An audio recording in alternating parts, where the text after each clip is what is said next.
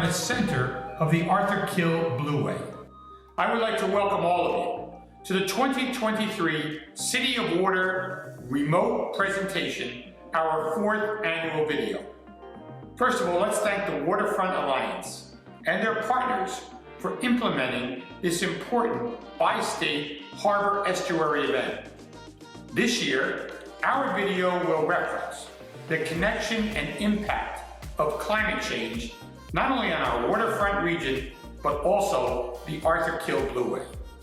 The climate change long-term impact will demand that we unite in a resilient approach to living proactively with the consequences of climate change to not only ourselves here in Elizabeth, but the businesses and governments that surround us. We need to be supportive of clean water initiatives and similar measures that improve our water systems so that we can each have a hand in ensuring clean, safe water for our families and our communities as well as the future. With that being said, I'm very pleased to have Dr. Craig Donovan here, who's been a committed volunteer for our city and region for more than 20 years. We all wish you well on your retirement, Craig, and thank you for joining us. Thank you, Mr. Mayor. Ever since the Waterfront Alliance first developed the Bi-State City of Water Day, I've strongly supported our Watershed Association being a very active participant. This particular video was encouraged by me in order to help illustrate and show our local inhabitants the connections and the linkages, the impacts of climate change on our air, land, sea, and of course on our own lives. So what I'd like to do now is introduce to you the board president of Future City Inc., Carol Savona. Thank you, Mayor and Craig. As you view the video, we hope you learn new information that will help you prepare for the new realities. I don't want to sound grim, but we've seen hurricanes, tornadoes, floods, storms all over the country and affecting many parts of our country. We live by the water, and we should know how to deal with the changes that are coming. Climate change will impact our lives, and we have to be ready for it. We have to be aware and prepared. We hope this presentation will help you do exactly that. Thank you. Remember, we're all in this together. We have to work together, we have to thank each other, and we have to be supportive in order to get through this.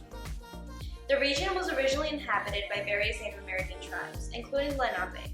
Lenape had a presence in the region that included present-day Elizabethport for thousands of years. They had established settlements along the Rivers and Arthur Kill River, which provided them with a rich environment for fishing, hunting, and gathering. Later on, in the early 17th century, European explorers and traders, including the Dutch and the English, arrived at the region. The Dutch established a trading post in the area in the early 1600s known as the New Netherlands. The concept of European settlers brought significant changes to the lives of Lenape people. The Dutch and English gradually acquired land from the Lenapes through treaties and land purchases, leaving the displacement and relocation of the indigenous population. The establishment of European settlements, including Elizabeth, had a profound impact on the native population. The Lenape people faced the loss of their traditional lands, disruptions in their way of life, and the introduction of new diseases of which they had little influence. Alongside the Arthur Kill lies Elizabeth, a town that holds a significant position as a city of immense historical importance and influence. It played a pivotal role as a battleground and central hub during the Revolutionary War, contributing significantly to the establishment of the United States. In the later half of the 19th century and continuing on to the 20th century, Elizabeth played a predominant role in the Industrial Revolution, spearheading advancements in various industries. Notably, the city hosted expansive factories of renowned companies such as the Singer Manufacturing Company, a predominant manufacturer of sewing machines which employed a substantial workforce numbering in the tens of thousands. During this era, Elizabeth flourished as a hub for diverse industries, including shipbuilding, automobile manufacturing, ironworks, breweries, machinery production, oil refining, and these sectors collectively contributed to the city's rapid growth and economic prosperity during that time. The Federal Marine Highway Program was established by the U.S. federal government in 2007 as part of the Energy Independence and Security Act. It was created to enhance the efficiency, reliability, and environmentally sustainability of freight transportation by utilizing the nation's navigable waterways. The program aims to alleviate traffic on highways, reduce the fuel consumption, and lower emissions, and promote the economic development by shifting freight from roads to waterways. The Marine Highway Program designates specific waterways corridors as marine highway roads, which are eligible for federal support and initiatives. These routes include various inland and coastal waterways across the United States, connecting different regions and facilitating the movement of roads. The Arthur Kill, also known as the Staten Island Sound, is a tidal strait in the New York-New Jersey Harbor Estuary. The name Arthur Kill was derived in the early 17th century from the Dutch phrase "achter kill," which means back channel. This refers to the location of the channel behind Staten Island. When we talk about the Arthur Kill, we're often talking about the northern Arthur Kill. Crossed by the Goethals Bridge, squeezed between Elizabeth and Staten Island, frequented by freighters, the northern end of the Arthur Kill is visible and gets noticed. But if we follow the waterway south, the Arthur Kill leads us past the Fresh Kills Park on Staten Island, and the New Jersey communities of Linden, Carteret, Woodbridge, and Perth Amboy on the other side. At its end, the Kill intersects with the Raritan Bay and the Raritan River. And the Raritan River is a really important river in its own right. Carrying rainwater from the largest river basin entirely in New Jersey, the Raritan, combined with the water coming from the southern end of the Arthur Kill, directly impacts the water quality of the Raritan Bay, which has seen a real resurgence in wildlife in recent years, ranging from resident oysters to visiting whales. Furthermore, the Arthur Kill is an important estuary, as it is a narrow saltwater channel that has 6 freshwater streams that flow into it. The channel is about 10 miles long. The Arthur Kill provides many valuable ecological services, such as acting as a natural filter for runoff and a migration stopover for bird species. The brackish water of the Arthur Kill contains habitat groupings such as colonial wading bird breeding sites, water bird foraging areas, freshwater marshes, wooded swamps, and upland forests that support wildlife. Heavy pollution in the 1960s and 1970s of the Arthur Kill decreased viability for many species. The New Jersey Conservation Foundation created projects to identify threatened wildlife and habitat areas. In the 1990s, crabs, baitfish, striped bass, and bluefish returned to the water, and so has recreational fishing. When I think of the Arthur Kill Blueway, I think of the following. The Arthur Kill Blueway is part of an active international federal marine highway that connects Elizabeth with Staten Island, New York, Bayonne, Jersey City, Harney, Newark, Linden, Carteret, Woodbridge Township, and Perth Amboy. I think of people enjoying fishing for sport and relaxation, generally fishing for striped bass or bluefish at the various fishing sites along the Arthur Kill Blueway. Both New Jersey and New York require licenses to go fishing. In New Jersey, a fishing license and fishing information is under the New Jersey Department of Environmental Protection, New Jersey Fish and Wildlife. In New York, a fishing license and fishing information is under the New York State Department of Environmental Conservation. Both states have important regulations pertaining to freshwater fishing, saltwater fishing, and boating. Regulations in New Jersey and New York advise against eating any fish from the New Jersey North Bay complex area and the adjacent New York Region 2 area. When I think of the Arthur Kill, I also think of climate change and pollution. I think about discussions concerning the effects of climate change and its impact on the Arthur Kill Blueway, the rise in seawater level and its effect on combined sewer overflows. When heavy rainfall occurs, in order to prevent flooding on roads, storm drains, and basements, sewers swell up and release excess flow to nearby bodies of water, causing combined sewage overflows, or CSOs. During times of rain, untreated wastewater is discharged through CSO outfalls into receiving streams. Between New York and New Jersey, there are over 1,000 CSO outfalls, many of which lead into the Atlantic Ocean through the use of major waterways such as the Arthur Kill Blueway.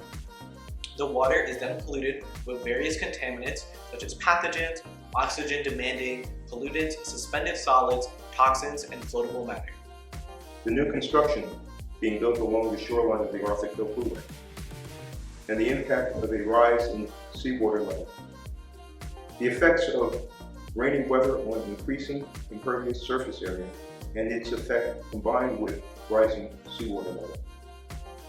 I think of container ships heading toward and docking at the International Howland Hook Container Port in Staten Island, New York, to load and unload cargo. Tugboats pushing their barges through the Arthur Kill Blueway, loaded with oil, garbage, and other materials. Yellow signs from the New Jersey Department of Environmental Protection making people aware of possible sewage overflows into the Arthur Kill Blueway through combined sewer overflows during and following wet weather conditions. Combined sewer overflows and storm water, which empty into the Arthur Kill Blueway. People digging for mudworms in their riverbed sediment when the tide goes out to be used for fishing and for sale to others. People fishing, shellfishing, and crabbing in the Arthur Kill Blueway, waterfront fishing sites, and selling their catch to others. I think about the history of this area and its industrial past, which discharge waste materials into the Arthur Kill Blueway, such as heavy metals, mercury, dioxin, polychlorinated biphenyls, and other cancer-causing agents, which may still be in the riverbed sediment. The dislodging of riverbed sediment caused by the raising of the Bayonne Bridge and the dredging of the Newark Bay Port Complex to allow the larger container ships. Oil spills from ships passing through and stopping within the Arthur Kill Blueway. Because of what I think, when people enjoy fishing in the Arthur Kill Blueway, people should not eat the fish they catch, but instead use the catch and release method of returning the fish back into the water to enjoy fishing. While the northern Arthur Kill may see more freight traffic, it's concerning that the United States Department of Transportation may be increasing freight traffic in the Raritan Bay area as well. Recently, the US DOT has added the Port Raritan terminal facility to its Marine Highway program. The nationwide program is meant broadly to replace overburdened truck traffic networks with shipping traffic. But we already know in our region, successful ports often see increases in traffic of all kinds, terrestrial and on the water. So this Port Raritan terminal facility, having the potential to increase both truck traffic and shipping traffic, could also be contributing to an increase in greenhouse gases, furthering global climate change.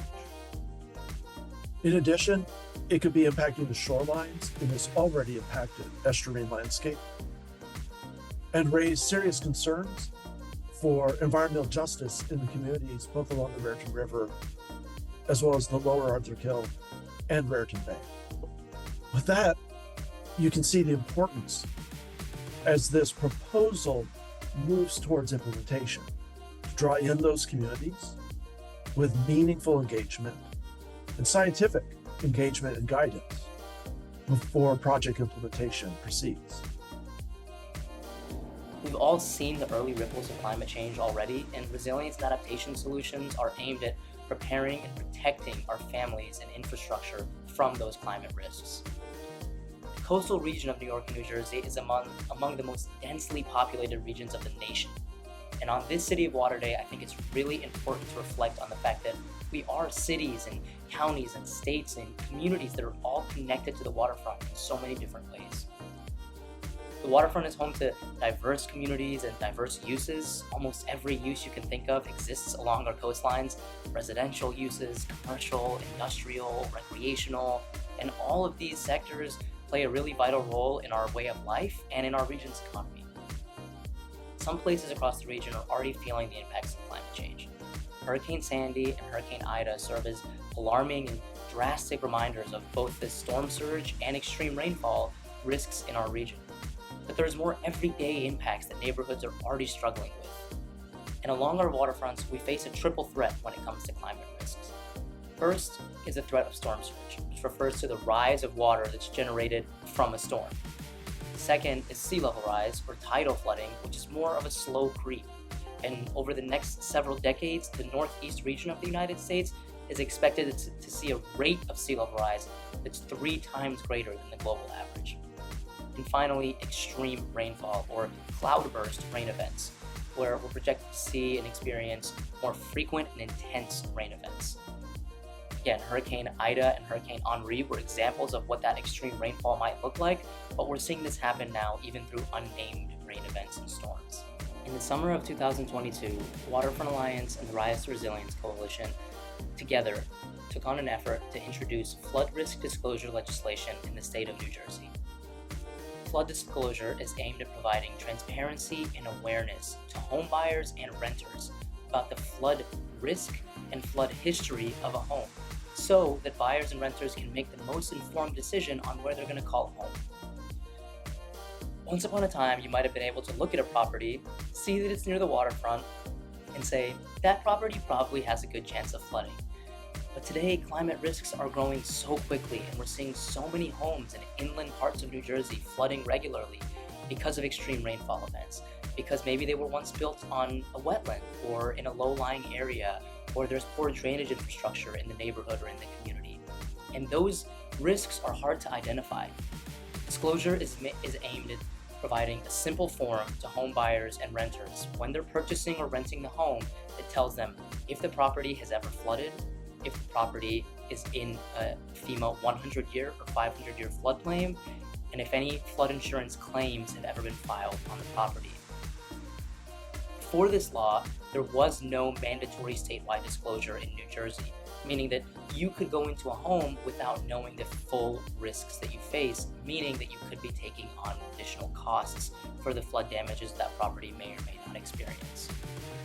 Disclosure is not aimed at dissuading people from living in the floodplain. Rather, it's aimed at providing the greatest available information about the risk the property faces so that residents can take the necessary steps to protect themselves and their property from flood risks. We're going to need smart and common sense policy, better land use, better zoning, better infrastructure, a combination of green infrastructure and gray infrastructure, and large infrastructure and small infrastructure. We also have to be mindful of historical context and the reality of residents and neighborhoods' everyday lives. A solution that works in Elizabeth might not be one that works down in Ortley Beach or on Staten Island. After years of living with an industrial waterfront that's full of toxic chemicals and pollution, we're starting to see a rebound thanks to the great work of climate activists and organizations and major legislation like the Clean Water Act. The New York and New Jersey harbor is cleaner than it's been in decades, and we've seen dolphins and whales come back to the harbor, and that's really a testament to the work that can be done if we take climate risks seriously and act holistically. At Waterfront Alliance, we strongly believe that adapting to this new reality of climate risks offers us a unique opportunity to create healthy and resilient and accessible and equitable waterways that are alive with commerce and with recreation and exciting waterfront destinations that really reflect the liveliness and diversity of the communities that surround them. And lastly, we should not underestimate the power of residents talking to each other and being good neighbors to each other. There's so much value in helping each other prepare for the impacts that we face, sharing information and resources with each other and ideas and concerns. Don't underestimate the power of togetherness and building strong networks. What we do today and tomorrow can shape the future of our coastlines for generations to come. Climate change poses a whole new challenge to our infrastructure, which means we should be thinking about solutions in a whole new way. From Hurricane Sandy to Ida, we are already experiencing the impacts of climate change. There is no silver bullet to tackle this problem, and we've been working with a large coalition to advocate for policies, programs, and projects to reduce our risks so that people and nature can thrive in a changing future. Right now, the U.S. Army Corps of Engineers is considering a large infrastructure project to reduce flooding in the metropolitan region called the New York-New Jersey Harbor and Tributaries Study. If built, the project would involve a series of surge barriers, levees, walls, and more. But it does little to address the long-term impacts of sea level rise. and storms like Hurricane Ida.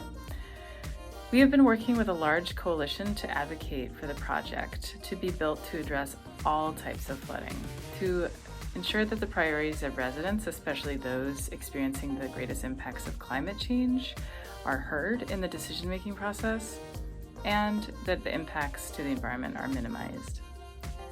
The Army Corps of Engineers needs to join with the states of New York and New Jersey to show first how they are adapting the plan to respond to the public's priorities expressed in comments in the study, especially those in areas most impacted by pollution and the impacts of climate change. Second, how the project has been adapted to address multiple flood threats. And third, how they will ensure that communities are heard throughout the process so that it's not just a one-time exchange about what the priorities are that people want to see. The agency decision milestone is where the states of New York and New Jersey and New York City work together with the U.S. Army Corps of Engineers to decide whether they will move forward with their current plan. Originally, this was scheduled for July, but it has been delayed until later this summer. We've been in conversation with all parties and urge them to ensure that these priorities are addressed before proceeding. To stay involved, you can Google the New York, New Jersey Harbor and Tributary Study online and sign up online for updates on the Army Corps website. And also, we are about to launch with a large coalition and partners a website about ways to get engaged. And so stay tuned for connecting with us. And it really is one of the largest changes to our waterfront and waterways that we will experience in our lifetimes, potentially, and this is something that we all need to be engaged in. The purpose of this video is to share with you, the community, how the effects of climate change directly and indirectly affect us all. By making you aware of these, we hope you understand what your responsibility as residents of the Arthur Kill region is, such as avoid littering, canoeing, and fishing on the river. At the end of the video, we'll link to a list of resources that would allow you to take part in the fight against climate change. Within those resources are 2 essential apps you can use.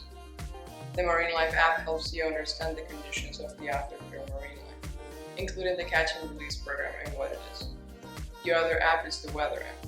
With all the temperature and precipitation changes happening around us, checking the weather app every morning is a habit we encourage. Future City Inc. would like to thank Dr. Judith Weis of Rutgers University for nominating the New York, New Jersey Harbor Estuary as a Mission Blue Hope Spot. As best said by the New York, New Jersey Baykeeper Greg Ramad, by all rights, this region could have been considered an ecological write-off.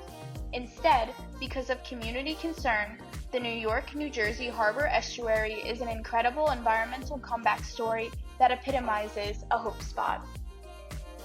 Over the last 30 years, as I've worked and taught at Kean University, and myself and my colleagues, both at the university and across the community, have supported what Future City Inc. has been doing, Waterfront Alliance, and so many other groups, with help from the mayor and all of those concerned about what climate change means for our community, for our county, our country, the impacts that it has on our air, our water, our land, on each of our lives. I'm very sad as I leave that one of my best friends, who was so influential with working with me on this, John Dobosiewicz, isn't here to be a part of this. But we will always have his memories, we'll always have the output of all the effort he put into making this the best, most supportive waterfront community possible, and we'll always be able to remember him through John's code. So every time you visit, think of him, think of Future City, think of the world that you want, the climate that you're going to work to save.